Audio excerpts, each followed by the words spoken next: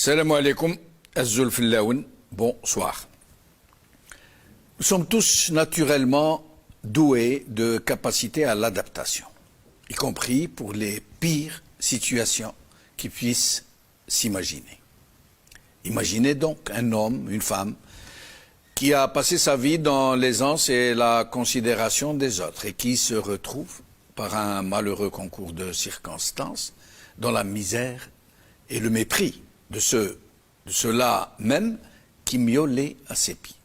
Et plutôt que de tenter de se relever, de se battre, il ou elle se laisse glisser dans la résignation. Il ou elle s'adapte, se plie aux dures contraintes que lui imposent ces nouvelles contingences. Il sombre dans une tacite acceptation au point où il normalise dans son esprit ce qu'il subit désormais de transgression, de manque et de dégradation. Et il en est ainsi.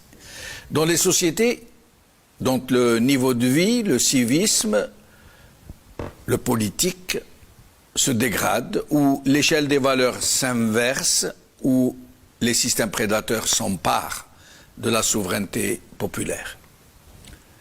Les membres de cette société finissent par s'en accommoder, par s'y adapter, par accepter, voire même par adhérer, avec zèle parfois, à la détérioration de ce qui constituait les fondements, les règles et la bonne marche de la même société. C'est le cas, malheureusement, en Algérie.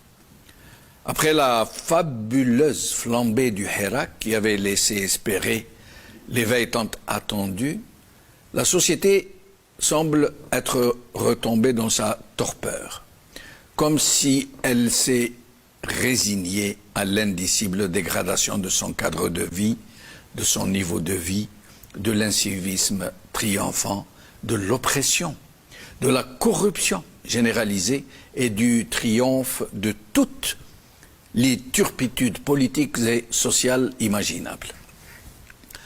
À un point où la société semble s'être désintégrée, puisqu'elle a laissé toute la latitude à une foule de pseudo-représentants politiques et sociaux qui sont autant de remparts et de relais du régime qui les a installés.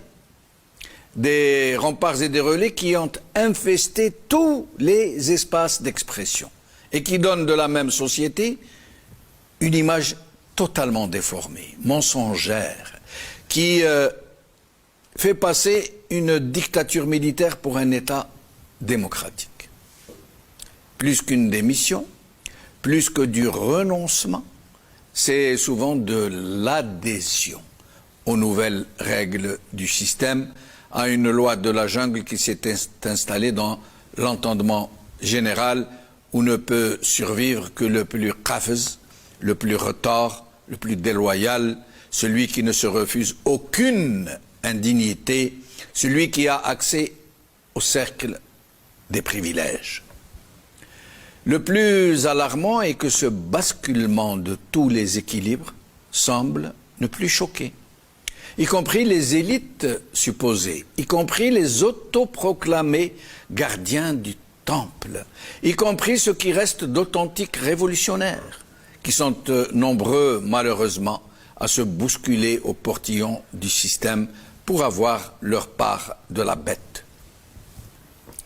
Le plus navrant dans cette acceptation collective du naufrage de toute la société, dans ce qu'il y avait de plus vertueux et de plus central dans son être collectif, dans ce qui lui a permis de résister pendant des siècles à l'oppression et à l'occupation, est aujourd'hui malheureusement dans le lent et irrépressible glissement de toute la société, dans l'accointance honteuse de supposées élites qui ne sont plus là que pour ramasser les miettes qui leur sont consenties par un système prédateur.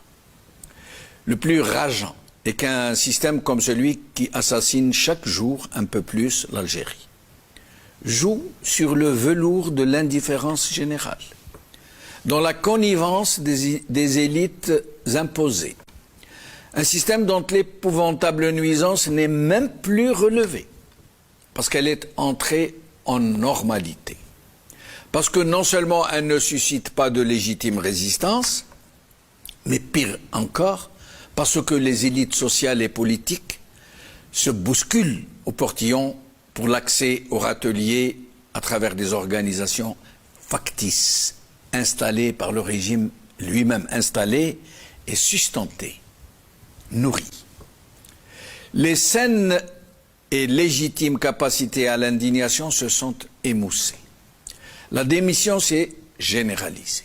Mais n'oublions pas que le Hirak a puissamment démontré que les ressorts sont encore puissants, que le potentiel à la résilience est sauf et que rien n'est perdu. C'est dire que la situation est mûre, que l'urgence est signalée, que l'heure a sonné pour un éveil de la conscience citoyenne. L'histoire a déjà dit son mot, il n'y a de pire dégradation ni de révoltante oppression qui ne suscite la plus belle des révolutions.